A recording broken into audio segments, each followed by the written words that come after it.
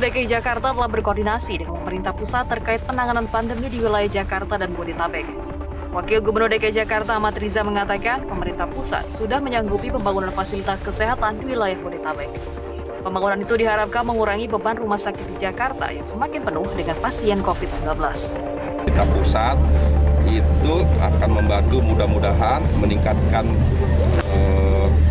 kapasitas kemampuan dari daerah-daerah di luar Jakarta yaitu Botabek, ya, apakah rumah sakitnya, tenaga kesehatannya, tempat tidurnya, kemudian ruang ICU dan lain sebagainya, itu harapan kami sehingga yang selama ini kami melayani menampung tidak kurang dari 24%, bahkan bisa sampai 28-30% pasien dari non Jakarta. Mudah-mudahan ke depan dengan dukungan dari pemerintah pusat yang akan membantu daerah Botabek ya di luar Jakarta nanti bisa tertampung di daerah masing-masing.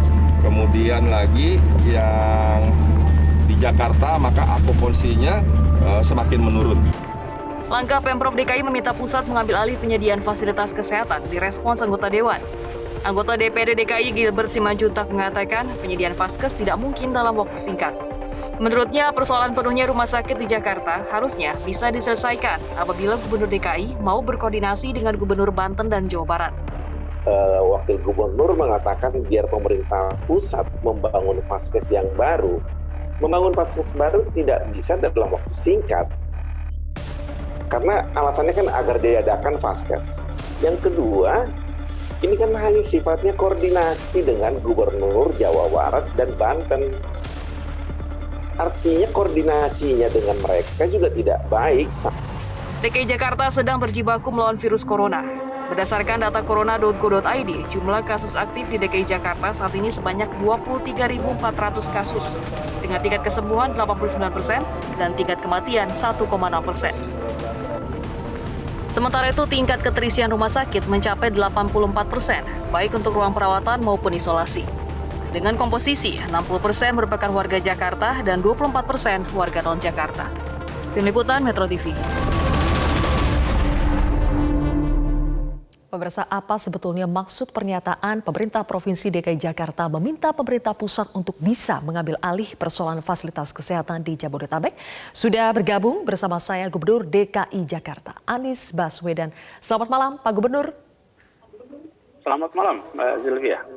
Pak Gubernur, langsung saja benarkah Pak permintaan agar pusat mengambil alih persoalan vaskes di Jabodetabek itu adalah tanda kalau DKI sudah menyerah menangani COVID-19 di DKI Jakarta? Tidak benar bahwa DKI meminta pengambil alihan dan kami justru dari awal, kalau boleh cek catatan, yang pertama mengumumkan kasus COVID adalah DKI. Yang sejak awal menyampaikan bahwa ini adalah persoalan jangka panjang dan DKI. Karena itulah DKI serius sampai sekarang dan di masa yang akan datang. Dan DKI tidak pernah sedikit pun memberikan pesan bahwa kami kewalahan. Tidak, memang tantangannya besar. Tapi kami bersiap. Bahkan saat ini fasilitas rumah sakit milik DKI yang disiapkan untuk menangani COVID 63%. Kenapa? Ya karena kita bersiapnya sejak tahun lalu. Kenapa tahun lalu bersiap? Karena kita sejak tahun lalu sudah belajar dari tempat lain, membaca sejarah bahwa pandemi ini tidak akan sebulan 2 bulan. Itu kita persiapkan. Pada hari ini kita sudah siap 63% dari rumah sakit kita. Itu disiapkan untuk COVID. Rumah sakit milik DKI. Kok bisa 63% sekarang? Ya, karena kita bersiapnya sejak kemarin. Jadi saya ingin sampaikan keseriusan DKI ini bukan dalam retorik. Keseriusan itu dilakukan dalam langkah-langkah. Tadi disebutkan 3T. Saya ingin sampaikan. Testing. Awal, laboratorium kita hanya bisa 150-200 sampel sehari. Hari ini, per minggu ini saja, kita 131.000 testing. Padahal menurut WHO cukup 10.000. Ini 12 kali lipat dari yang diwajibkan WHO. Lalu tracing. Sejak tahun lalu kami rekrut tracing. Ada 1.500 tenaga tracing ditempatkan di 309 puskesmas. Ini sunyi, tidak terlihat apa yang mereka kerjakan tracer ini.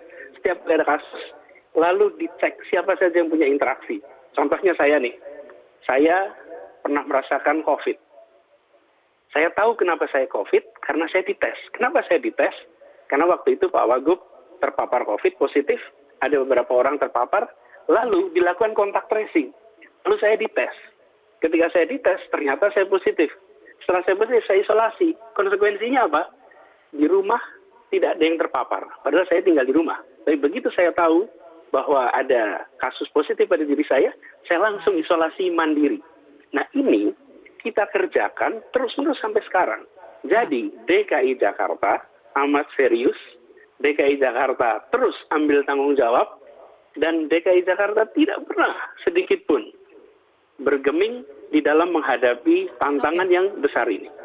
Baik, Pak Anies, kalau tadi Anda katakan DKI paling siap, amat serius, testing kita paling tinggi. Tapi apa yang melatar belakangi wakil Anda mengatakan bahwa meminta Gubernur DKI Jakarta Anies Baswedan sudah berkoordinasi dengan pemerintah pusat, berharap supaya pemerintah pusat bisa mengambil alih, memimpin soal fasilitas kesehatan di Jabodetabek. Apa maksudnya itu, Pak Anies? J-nya dihilangkan dalam percakapan itu. Jabodetabek. Yang dibicarakan adalah Debotabek. Debotabek itu kawasan di sekitar Jakarta. Kenapa? Apa yang terjadi? Ketika kapasitas rumah sakit di Jakarta itu meningkat, maka kami ini menghandle 24-30% pasien di Jakarta adalah dari luar Jakarta. Jadi kalau tadi disebutkan angka keterisian rumah sakit 86%, 84%, kalau itu hanya warga DKI, maka itu 60%. Ya. Karena yang 24% itu dari luar Jakarta. Nah, mengapa terjadi? Karena ada masalah kapasitas. Ada bukan jumlah tempat tidur saja, tapi juga tenaganya. Ya. Nah, itulah yang perlu didukung. Ini di luar wilayah DKI. Jadi, kalau itu adalah wilayah DKI, pasti bagian dari persiapan kita. Karena ketika kita menyiapkan, dari tahun lalu ya, kita melakukan konversi.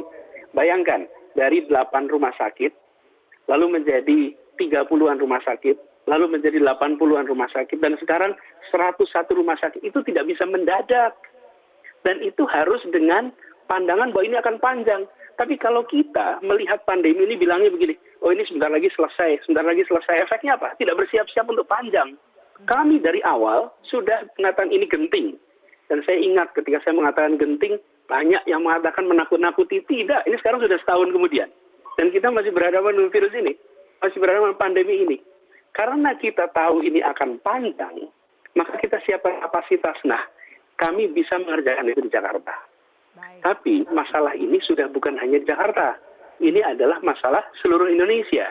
Karena itu, kaitannya dengan wilayah-wilayah sekitar Jakarta adalah perlunya dukungan agar ada percepatan tadi kapasitas testing, kemudian penambahan kapasitas tracing. Saya perlu sampaikan, Mbak Zilvia, kapasitas tracing kita itu dibantu pemerintah pusat. Kami itu koordinasi terus dengan BNPB, Gugus Tugas Nasional.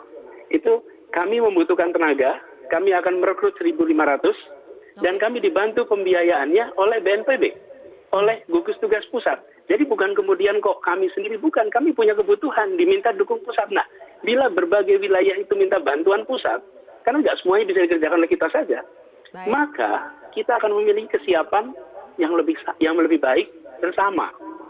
Saat ini, kenyataannya banyak yang harus ke Jakarta untuk mendapatkan perawatan. Sehingga warga Jakarta yang harus mendapatkan perawatan juga mengalami tantangan. Nah, itu sebabnya kita ingin agar cara kita bekerja bersama pemerintah pusat yang amat dekat, saling dukung, itu bisa dilakukan di kota-kota lain, sehingga kesiapannya serupa dengan apa yang kita miliki di Jakarta. Oke.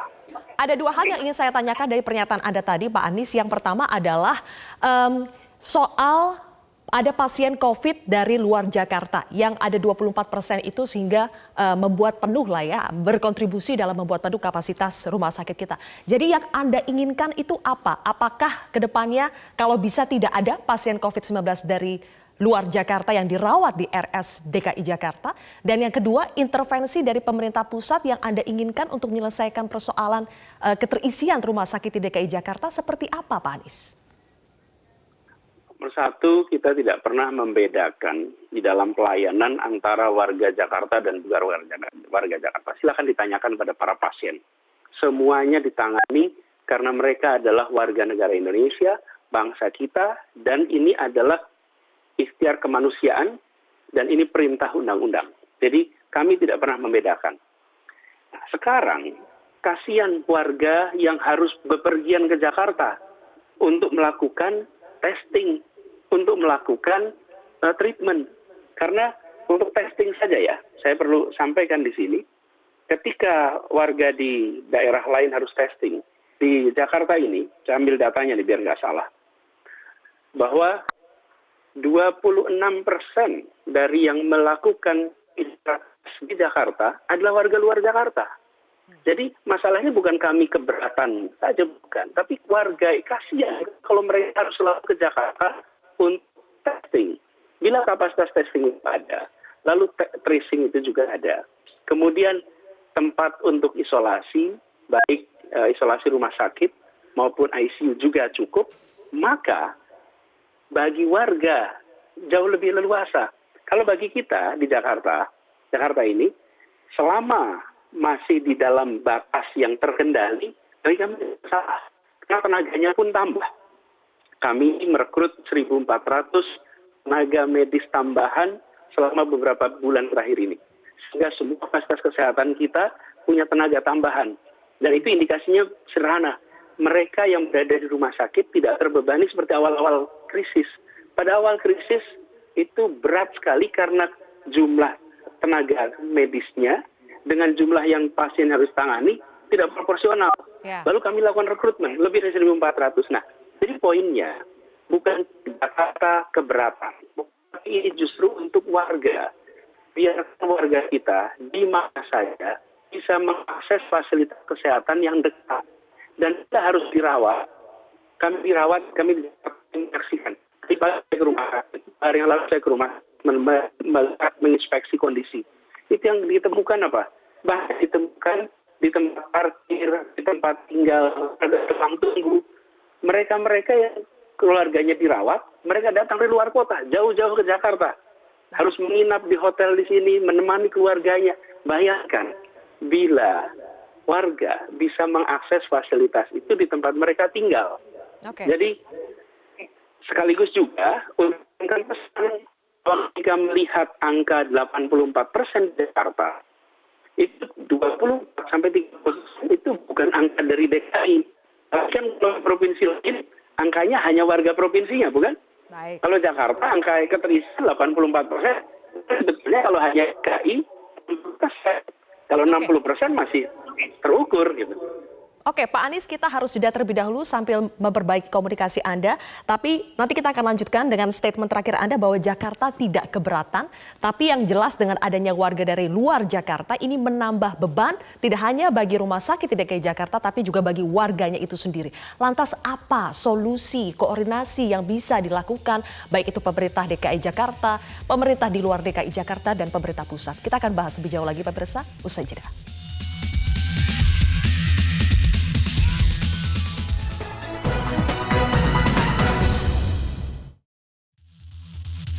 Pemirsa, kami akan kembali melanjutkan perbincangan bersama dengan Gubernur DKI Jakarta, Bapak Anies Baswedan. Pak Anies, jadi solusi yang diharapkan, kalau dari pemerintah pusat kan sebetulnya dari dulu sudah berusaha Pak untuk menambah tempat isolasi dengan menyediakan Wisma Atlet disulap menjadi rumah sakit darurat. Ada sekitar 5.994 unit di situ yang kebetulan terletak di DKI Jakarta. Apakah itu tidak cukup Pak? Penambahan vaskes seperti apa yang Anda inginkan? Koordinasi seperti apa yang sudah Anda lakukan di antara pemerintah Bodebek untuk menambah vaskes ini? Saya rasa bukan keinginan saya ya.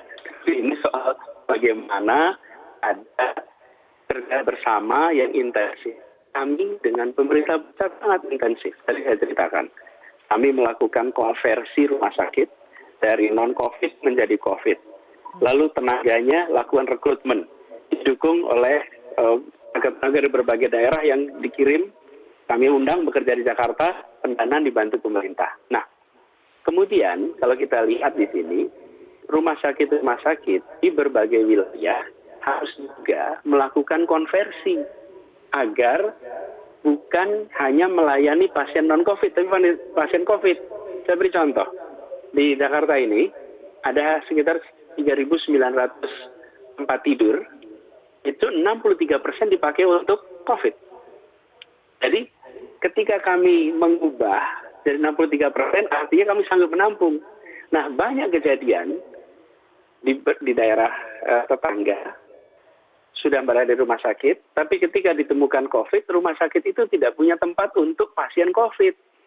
Sehingga dia harus dipindahkan. Kenapa? Karena rumah sakitnya tidak cukup menyiapkan jumlah tempat tidur untuk COVID.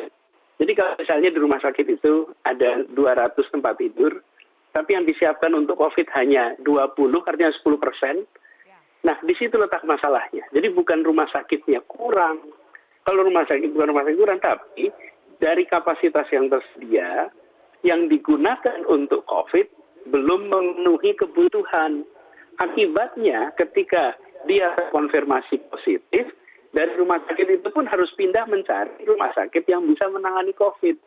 Nah, mencari yang paling mudah adalah dapat apa? Kenapa? Ada call center di kita. 112, telepon ke situ, nanti kita bantu mencari dapatkan rumah sakit. Apa? Karena rumah sakit di Jakarta dalam satu jaringan. Kemudian datang ke satu rumah sakit, di situ penuh, kita akan bisa refer ke rumah sakit lain. Karena di Jakarta kita bangun sistemnya. Jadi kami bersyukur bahwa mereka bisa mendapatkan pelayanan. Dan Mbak Sylvia, saya harus sampaikan, saya sebagai survivor COVID ini, saya pernah merasakan betapa tidak sederhananya terkena COVID itu. Seperti saya di awal tanpa gejala, setelah 3-4 hari mulai terasa, saya statusnya sedang. Jadi ada yang tanpa gejala, rendah, sedang, berat. Saya merasakan sedang. Dalam situasi begitu perlu pelayanan. Jadi saya sesudah terkena COVID ini malah jadi makin serius, makin all out, dan makin bisa bersimpati. Allah lengkapkan pengalaman itu. Dari policy making, jadi pengalaman jadi pasien. Ketika sekarang melihat ada saudara-saudara kita yang sudah terpapar COVID dalam kondisi sakit, masih harus mencari rumah sakit yang jauh. Betul. Karena rumah sakit di sekitarnya tidak mengkonversi. Untuk mengkonversi gimana? Pemerintah pusat bisa membantu. Kami terbantu kok. Kami ini ketika rumah sakit dikonversi, jadi bukan bangun rumah sakit ya. Kalau bangun rumah sakit perlu waktu lama. Betul. Tapi yang dilakukan adalah mengubah agar bisa untuk COVID. Lalu tenaganya ditambah. Dari mana? Gugus Tugas Nasional, itu gugus tugas dipimpin Pak Doni, luar biasa membantu. Tinggal kita kontak mereka, tolong bantu, pasti dibantu. Mereka itu, kita minta hari ini, malam langsung respon. Kita minta malam, besoknya langsung respon. Nah, kalau semua daerah memanfaatkan seperti kita, maka kapasitasnya akan sanggup melayani warga di daerahnya. Ya, oke. Jadi, saya ingin tunjukkan betapa pemerintah pusat lewat gugus itu sangat responsif. Tapi kitanya harus bekerja menyiapkan reservis sampai tadi. Kita siapkan 301 puskesmas. Tapi kitanya harus nyiapin 301 puskesmas. Nanti kita minta dibantu tenaga tracingnya. Dikirimlah tenaga tracing. Kami rekrut 1.500, mereka biayai, kami siap fasilitasnya. Tapi kalau Jakarta tidak menyiapkan puskesmas, tidak meminta untuk didukung, ya tidak ada kemampuan tracing yang tinggi. Jadi maksud saya, ini adalah it takes two to tango. Ya, betul. Jadi kalau pemerintah pusatnya Anda katakan sudah responsif, pemerintah daerahnya harus bekerja keras supaya setiap pemerintah daerah yang ada di Jabodetabek bisa all out. Koordinasi yang sudah dilakukan antara Anda dengan Gubernur Jawa Barat, Gubernur Banten, seperti apa Pak Anies? Kan ini tidak mesti harus diambil alih oleh pemerintah pusat, bisa diselesaikan dengan koordinasi antar gubernur. Ya, menurut saya Anda juga berhenti menggunakan istilah diambil alih, karena kita memang tidak pernah menggunakan istilah diambil alih. Jadi yang kita ingin lakukan adalah, nih, kami bekerja bersama dengan pemerintah, cepat dan didukung. Bila semua mau melakukan hal yang sama, pasti akan terjadi dukungan yang sama. Apakah kita koordinasi? Jadi apa yang terjadi? Di tingkat kebijakan kita sama. Ketika kita bicara aturan PSBB, tadi barusan diumumkan juga PSBB proporsional dilakukan. kemudian aturannya sama. Jadi kalau bicara aturan PSBB, jam berapa buka, jam berapa tutup, itu semuanya sama. Lalu Dinas Kesehatan juga berkomunikasi tentang bagaimana cara menangani. Tapi ketika sampai kepada menambah tenaga, melakukan proses konversi, kami tidak bisa terlibat langsung. Kami tidak bisa memberikan dukungan. Tapi kalau aturan, kami buat aturan di Jakarta, langsung kami sebarkan ke semua tempat, bisa dipakai. Tapi kalau mengkonversi harus dilakukan antara pemerintah daerah dengan dukungan pemerintah pusat. Nah, kami melakukan itu. Dan dukungan pemerintah pusat luar biasa. Karena itulah kami sampaikan, bukan diambil alih oleh pemerintah pusat. Dan Jakarta pun memang tidak pernah mengusulkan ada pengambil alihan. Wong kewenangannya ada di soal kesehatan itu ada di pemerintah daerah. Polisinya di pusat. Dalam penanganan wabah COVID ada gugus tugas. Gugus tugas ini sangat suportif untuk mereka bisa bermanfaat bagi rakyat. Kitanya yang menjadi pemerintah daerah nih harus menyiapkan langkahnya, lalu minta dukungannya.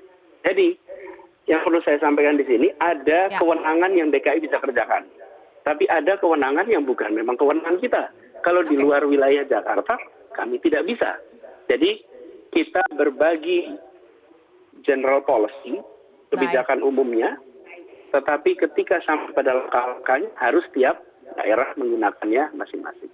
Oke, Pak Anies, nanti kita akan bahas selain isu soal tingkat keterisian ruang isolasi dan ruang ICU, kita akan berbicara juga soal 3T, terutama soal testing. Kita tahu testing di DKI Jakarta sudah 12 sampai 13 kali lipat lebih tinggi dari standar WHO. Tapi kan ini tidak hanya di DKI, di daerah lain masih banyak yang kurang dari standar. Apa yang harus kita lakukan?